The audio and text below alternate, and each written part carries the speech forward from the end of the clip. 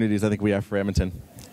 Next up is Duncan Kinney. He's a writer and credit union enthusiast. He's going to talk about Bank Local.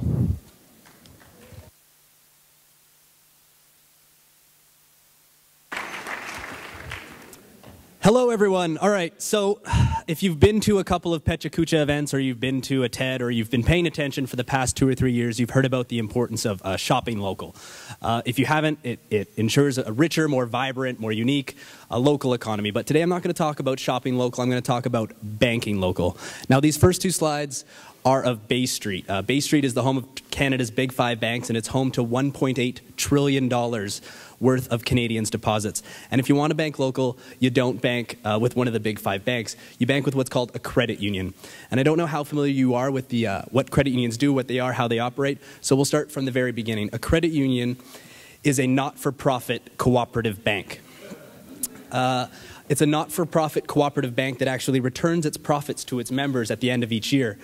The credit union that I'm a part of, Service with a U, the only credit union in Edmonton, they returned more than $44 million in profits back to their members in 2011, and more than $43 million in 2010. And credit unions offer everything, almost everything that a bank does. They offer savings accounts, checking accounts, mortgages, lines of credit, credit cards, TFSAs, RRSPs. You know, again, anything you can get at a bank, you can probably get at a credit union. And, you know, this issue of money isn't something that comes up, or the issue of where you bank isn't something that comes up over, you know, casual dinner conversation very often. Yes.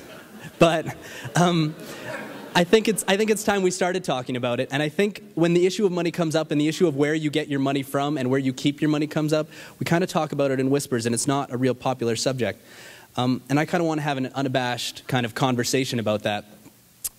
You know, credit unions, to get back to credit unions are kind of smaller, more decentralized, and due to that, they're far more innovative than the big banks have ever been. A credit union was the very first financial institution to actually give a loan to a woman in her own name, which actually happened in the 60s, if you can believe it.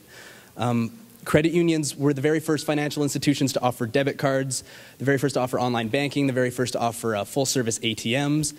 They were also the very first to offer home equity lines of credit, which might not be their finest thing, but that's a personal opinion.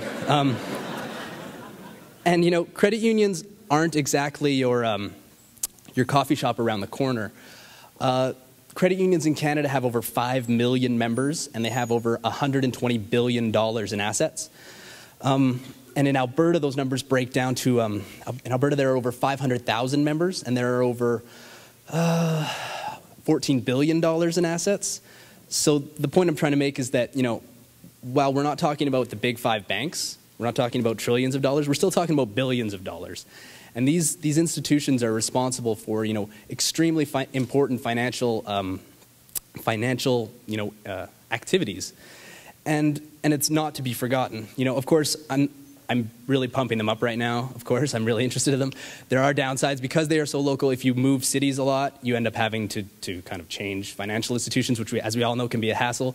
I know it's really hard to switch financial institutions over time because you get this relationship, trust builds up, you get a line of credit, something happens. But anyways, the reason I'm talking to you about credit unions today, though, is because Van City Credit Union offers an amazing case study of what a financial institution really can do. Their membership, and by extension their directors, have made some priorities and had some amazing programs over the past 10 years. One of those priorities was poverty reduction, which makes a lot of sense for a bank that has branches on the downtown east side.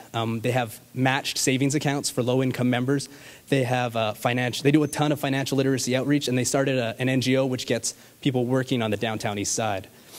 Another priority that they've identified, and something that I am really interested in, is green business and social entrepreneurship. They provided the seed funding for the Social Venture Institute, and they also provided the seed funding for the BC Social Enterprise Fund, which does a lot of great work in getting social enterprise off the ground. They also, what else did they do? I'm sure it'll come to me. Oh no, they also provided the seed funding for a clean tech, an all-Canadian clean tech index fund, which is something actually I really want to invest in.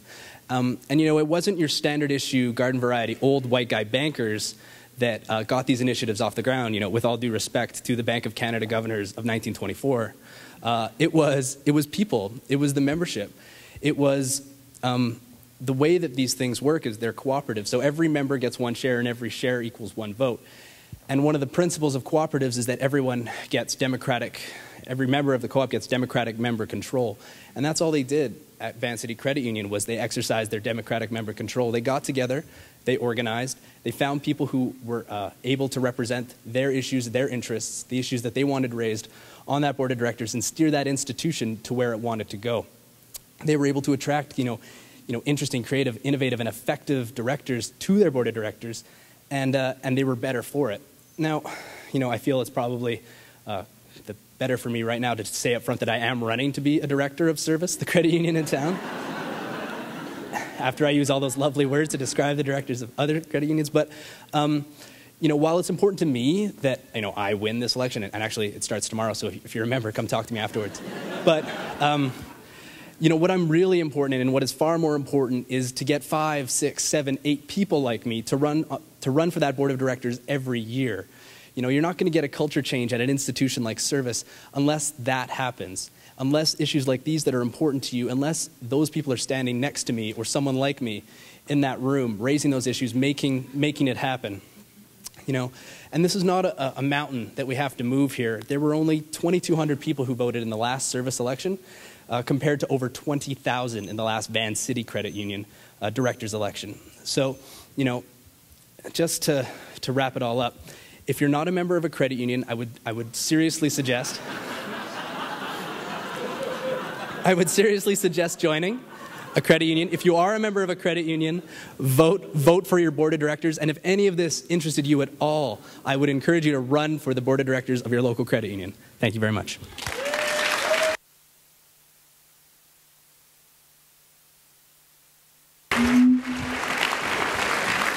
Thanks, Duncan.